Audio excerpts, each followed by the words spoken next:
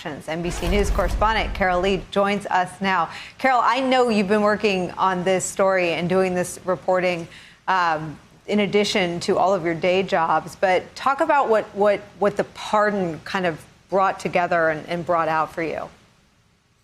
Well, it was really everything came full circle with the pardon. If you look at the arc of President Trump and General Flynn's relationship, had started in the campaign with lock her up, and then it moved into the transition. And that's when President Trump really started to sour on Flynn, according to a number of people that I talked to, for any number of reasons. Everything from he didn't like that Flynn didn't pass on that Russian President Vladimir Putin was trying to reach then President-elect Trump.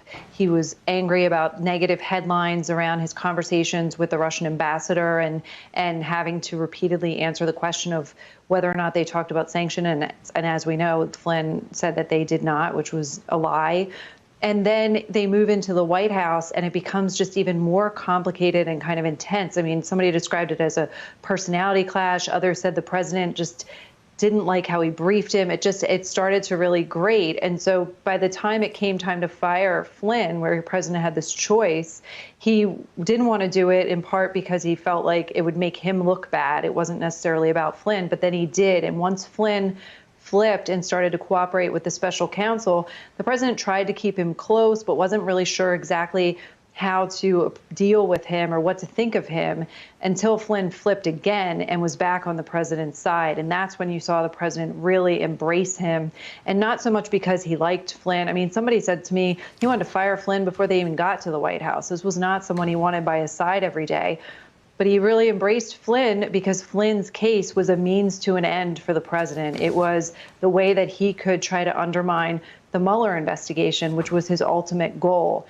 And so when you fast forward to where we were a week ago with this pardon, this is something that the president has wanted to do for some time, to come in and put his stamp on this, to try to overturn something that the Mueller investigation achieved, which is a guilty plea from Flynn. And what was interesting in talking to people in the past week about this is that the White House was prepared for the president to announce this over the summer.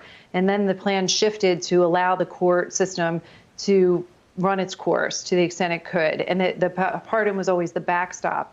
But once the president lost re-election, as one official put it to me, that was the motivation. That was the reason for the timing of this. Carol Lee, you report on one of the enduring mysteries.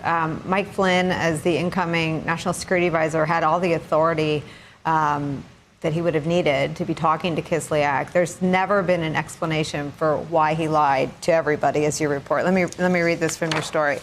For officials who worked with Flynn in the White House at the time, who asked him repeatedly for weeks if he'd talked about sanctions with Russian Ambassador Kislyak and were told no, the mystery still lingers. Why wasn't he honest with them? The biggest question that's never been answered is why didn't he tell everyone in the West Wing that he talked to him about sanctions, one official said, because no one would have cared if he did.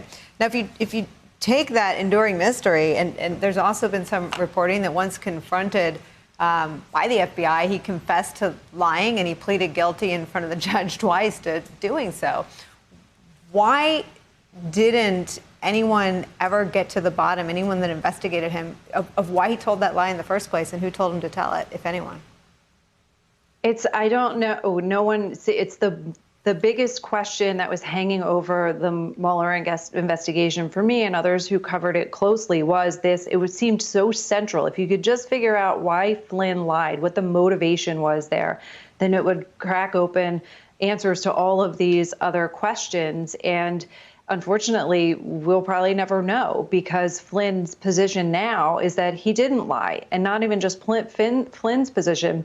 Vice President Pence, who said that Flynn lied to him and privately and then later publicly said that the president did the right thing by firing him, now says, well, I don't think he intentionally misled me. And so by some folks who are around the president, there's an effort to try to rewrite history of what happened. And Flynn feeds into that narrative by saying he didn't lie and he tried to withdraw his guilty plea.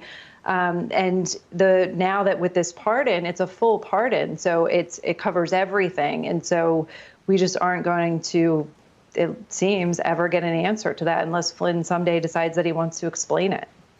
NBC's Carolee, it's an intriguing and riveting piece of reporting. Thank you for spending some time with us to talk about it. Hey there, I'm Chris Hayes from MSNBC. Thanks for watching MSNBC on YouTube. If you want to keep up to date with the videos we're putting out, you can click subscribe just below me or click over on this list to see lots of other great videos.